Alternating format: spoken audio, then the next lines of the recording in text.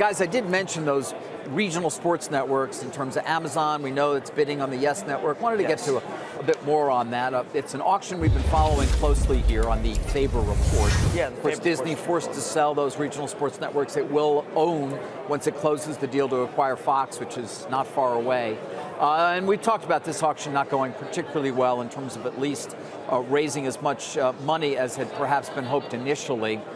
Bloomberg reporting this last night, I can confirm, interesting, Major League Baseball stepping up to make a bid in the second round. Second round bids were due yesterday, and they're in there now. I didn't know that. None of this is binding. You just go to the next round. But it is interesting to note that MLB steps up. Don't know what the bid number was. What I continue to hear is Sinclair has interest. Apollo's been floating around this. Would they get together with Sinclair? I don't know if they have in some fashion. Sinclair, of course, a very small company, would need to raise enormous amounts of private equity money to actually mount a bid for all the RSNs. But the price in question that I'm hearing, it may come in at a multiple below 6.5 times. Let's call it the 1.6 billion in EBITDA these things produce without Yes as a part of it. That's going to be a disappointment to some, certainly.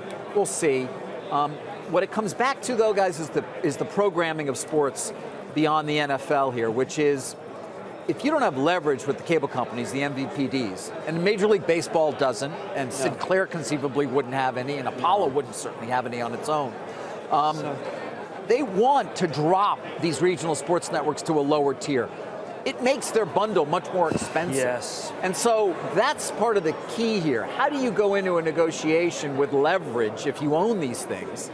And if you're an Apollo alone, or even with a Sinclair, do they have enough leverage? Does Major League Baseball have leverage on its own?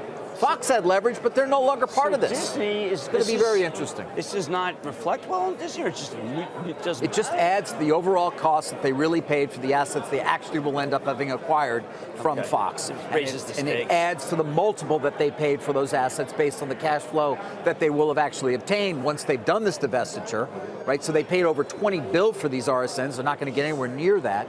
So you just add that number back in. And what it does, Jim, is put more pressure on them to make sure their strategy is going to work.